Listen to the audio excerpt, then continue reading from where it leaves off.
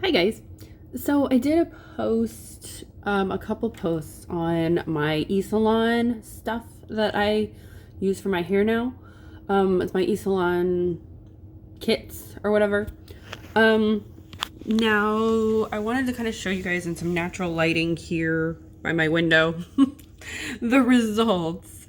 Because I went from that, like, very blonde, very blonde hair, especially through like this part.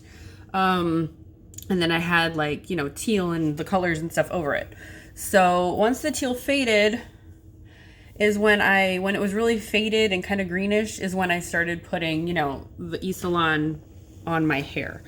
Now how it works is you create like a profile and you tell them, exactly what you want your result to be, and then they formulate a color for you, and you you upload a picture of your current hair so that way they can see the state that it's actually in when you are trying, and they can kind of help you change your hair to what it is you want. So you have to be completely honest about the state of your hair, and you have to be completely honest about what you want your end goal to be, because otherwise, obviously, they can't help you, or you won't have the result that you really want. So you definitely have to be honest with the questionnaire, with sending them a good picture of what your hair looks like, and all that stuff. So now I have written emails to several different stylists at esalon, and anytime I have a question or when I wanted to tweak my formula for this time, they, are extremely helpful. They tell you exactly what needs to happen and what you need to do, what they can do on your end to help you get your hair how you want it. And they're just really good. And you're not stuck to the colors. Don't, like, when you do your profile, if you decide to go through esalon, don't get freaked out by like, oh, I have to choose, from these colors here only. Because you can talk to one of the stylists, email them, call them, and you can talk to them and they can tweak the formula. They can add a little bit more ash, add a little bit more red, add, whatever it is that you need, that you want for your end result. And they know what to do to like tweak it to make it exactly how you want. Now with my hair, I had to fill my blonde hair because if I didn't fill it first, with like a more red based color, then adding a more like ashy kind of brown to my hair, or even a more neutral kind of brown, wouldn't have turned out well. It wouldn't have covered my hair enough. So with my initial box, they gave me a red mahogany tone that I put all over the blonde and the teal that I had left. I covered that in the mahogany, more red-based brown color. And then they also gave me a bottle of just regular not dark brown. It was like a medium brown to dark brown color.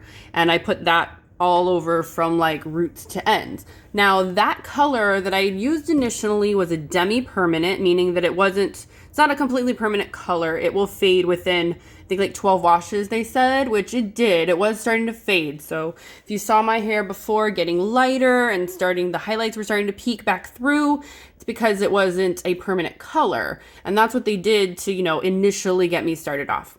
Now this time I told them, what I loved about the other color was the rich, like, brown that it was. It was this very rich brown color with a little bit of red, a little bit of warmth, but it wasn't too much warmth. And I loved how it came out. However, that color also didn't cover the grays that I have through here, through the top or through the sides. It didn't really cover my grays because it wasn't a permanent color. And, it didn't lighten my natural hair color at all, because through talking to them, I found out that a demi-permanent does not lighten roots at all. So I still had very, very, very dark roots from my natural, more ashy brown color. So I wanted something that would kind of make my roots and my hair mesh together a little bit better.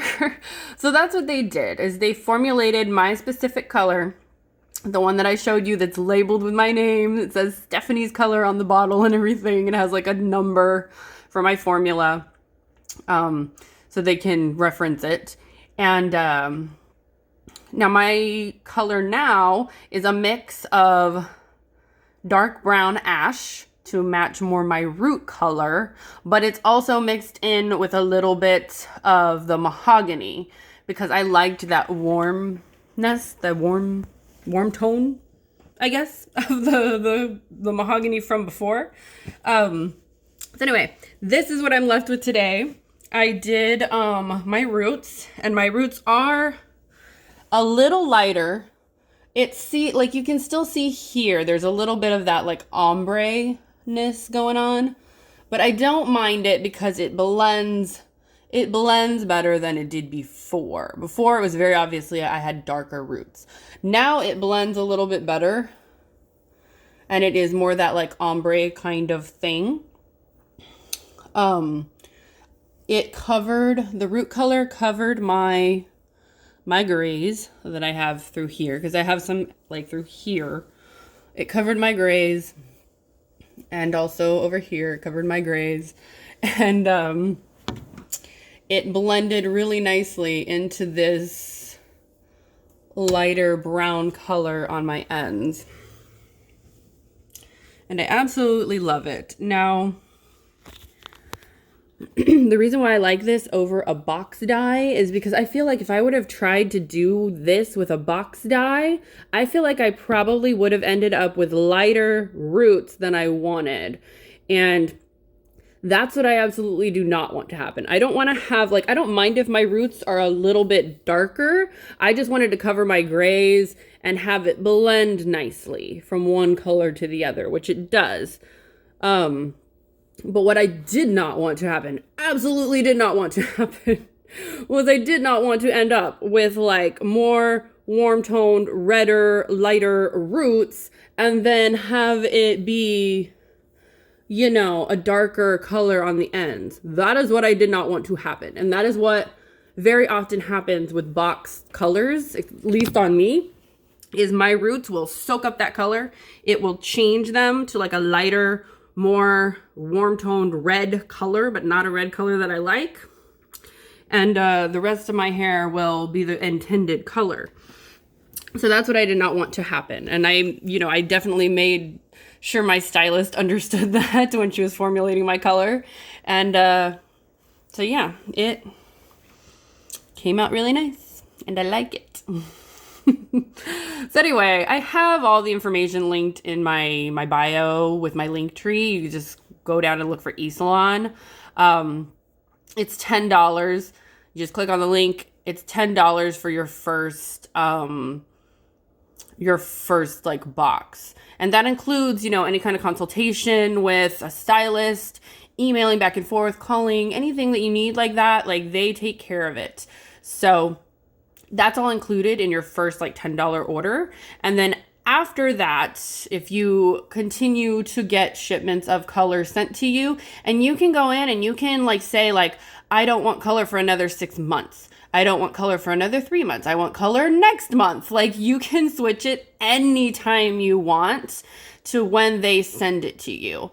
And it's $25 after the first one. So the first one's $10 and that's $25 after. And you can always switch things up anytime you want. You can email your stylist anytime you want. You can send them updated pictures because they want to see your updated pictures. They want to see how it turned out so they know they're doing a good job. And they want to be able to help you if something didn't turn out the way you wanted it to. So anyway, the biggest thing with this though is definitely communication. You gotta communicate, you gotta be honest, you gotta send them pictures and all of that. And yeah, for me, it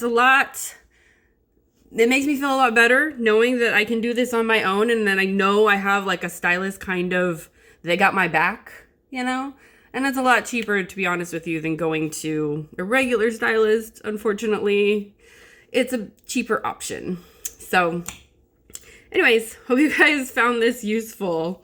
Bye.